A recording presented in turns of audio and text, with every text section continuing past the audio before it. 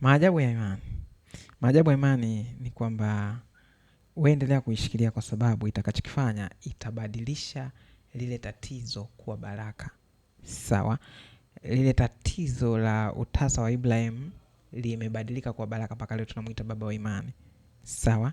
Lile tatizo la uzazi la Manoa na mkewe limebadilika mpaka leo tunawafahamu kwamba kulikuwa na mtoto kwa sababu ya mtoto anaitwa Samson. Ndivyo ilivyo, tusingejua kwamba kuna mtu anaitwa Hana isipokuwa kulikuwa na tatizo pale la utasa. Ndivyo ambavyo na wengine wengi tu ambao walikuwepo siku za Hana hatuwajui na hatutawajua, kwa sababu tu hakuna kitu ambacho kilihusika. Lakini maajabu ya imani ni hivi, itabadilisha tatizo lako litakuwa baraka. Kwa hiyo mimi nataka nikutie moyo kwamba endelea kushikilia imani kwamba najua Bwana alianzisha kazi njema moyoni mwangu ataikamilisha. Ni hivi, kazi njema aliyoanzisha ni ya ukombozi. Kama Bwana ameniokoa kwenye dhambi, anaweza kuniokoa kwenye magonjwa, anaweza kuniokoa na ataniokoa.